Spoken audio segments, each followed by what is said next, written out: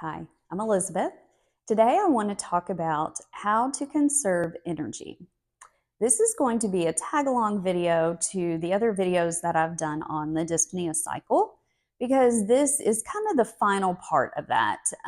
It's just putting everything together that you've learned so far and just making it count in your day to day activities. So, unless you are an athlete, you probably haven't thought a lot about energy as far as the foods that you eat and the fuel it makes so that you have energy during the day to get through your activities. So, athletes, of course, do it. They keep track of everything they eat according to what kind of exercising or training plan they're on. And so it does make sense that even if you are not an athlete, you may want to pay attention to this. And this is especially true if you have a chronic illness or you have breathing problems. So this is why. I know I've talked to you a little bit about the fact that when you are struggling to breathe, you're using more energy and you're using more oxygen than if you're just sitting and you're not having any trouble at all. So basically, if you have chronic breathing problems, you will tire out faster than someone who does not, doing the exact same thing. Okay. Now, where this becomes really difficult for most people that I talk to is that you are somebody that you were used to just go, go, go, go, go. You used to be so productive.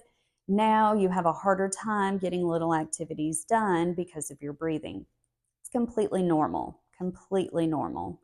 And the biggest thing for me is just to tell you that you need to just have a little bit of grace for yourself in these situations because it's not anything really that you can do other than these breathing exercises, of course, but it's going to help if you make things a little bit easier on yourself. Okay, so a couple different ways to approach this.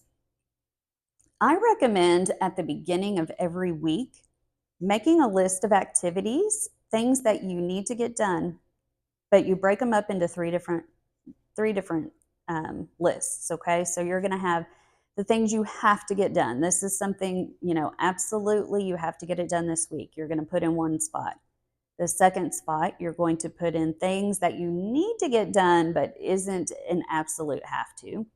And then in the other list, you're going to put down things you would like to do if you have time or energy. So once you have all those things down, then you need to think about your activities for the week, what you already have going on. Then you want to try to plug in those activities around that stuff. So most people will have a certain time of day that they breathe better than the other parts of the day. So if you're one of those people, you want to try to put the harder tasks around that time period where you know you have the most energy. Now, once you kind of get that lined out, I know it never really works the way you put it down, but this is going to help you. It's going to take away some anxiety, and it's just going to space things out a little bit and make things easier for you to do. Now, the first thing that I suggest that nobody really likes at first is asking for help. So, if you have some tasks on there that you know really need to be done and you know the perfect person that could help you do them, contact them and ask for help. So, I don't know, this could be a son, a daughter, a parent, a sibling, or your next door neighbor. I know, we have that relationship with our neighbors. Every now and then we'll do stuff for each other, and it's not often. But the important thing is that if you have something that you need to get done and there is someone that you know could help, it doesn't hurt at all to ask them. Believe it or not, people want to help you, especially if they've noticed that you're just having a harder time doing things, but they don't know how to help. So it never hurts just to reach out and ask for help. Now, on top of that, the next thing is that you want to start working smarter, not harder, to get your tasks done. What I mean by this is you want to make the tasks as easy on yourself as you can. So let's say you're washing the dishes. If you have a stool that you could pull up to the sink, sit down and wash the dishes. When you're doing laundry, if you can bring the laundry basket next to you on a couch, rather than reaching up for hangers, reaching down on the floor for different piles, try to put everything out in front of you. For whatever reason, reaching up and reaching down seems to be hard on a lot of people, and it takes a lot more energy. So, speaking of that, when you're putting away groceries, toiletries, different things like that, try to make everything that you use often close to level with you, so that you're not doing a lot of climbing, reaching, and bending down. So that right there is going to help you a lot. Um, a couple of other pointers that I've just learned throughout the years.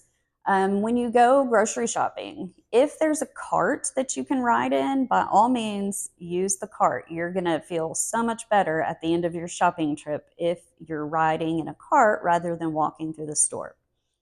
If you don't have carts at your store, make sure that you get a shopping cart or a buggy so that you can kind of lean on it and take some pressure off of your muscles. That's going to help.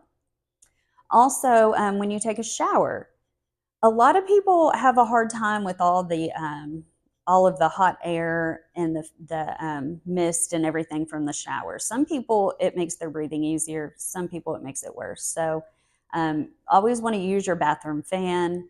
Even showering with the door open is going to help a lot with that. Now, when you get out of the shower, instead of reaching up, drying your hair, bending down, drying your body, put on a bathrobe. Do that. It's going to help you so much.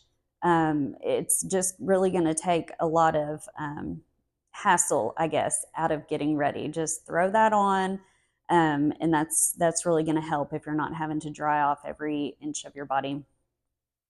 So, one good thing is that you can, if you have a support group that you're already in, this is like the best question to ask, because anytime in one of my groups I ask, can you give me some pointers on things that you all do to make life easier on yourself?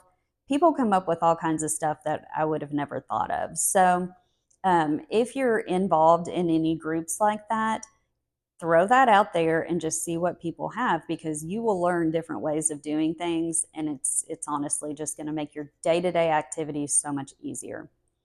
Now, when it also with the conserving energy, when you are doing a difficult task, you want to try to make sure that you're using your diaphragmatic breathing and your pursed lip breathing. Big, big, big on the exhale, because if you're doing something that is strenuous, you want to make sure that you're exhaling during that part. Like if you're lifting something heavy. So, for instance, say there is a box on the floor, you have to get it. You're going to breathe in through your nose first while you're standing up. Then you're going to bend down and exhale as you pick it up. It's going to help with that task. So, that is just some right off the top of my head. I just want to thank you for watching today's video. If you found the information helpful and you want to learn more, I want to invite you to join our breathing coaching program. It's absolutely free. With that, you'll have access to live sessions with me and a team of respiratory therapists. We're going to go over crucial topics, different things to make your life easier, stuff that people have questions about. And you're just going to kind of be involved in this little community where you can give other people encouragement. You can receive encouragement when you need it. Just a really cool place. So if you want to take the next step in your respiratory health, just sign up with us for the Breathe Coaching Program. And I look forward to working with you.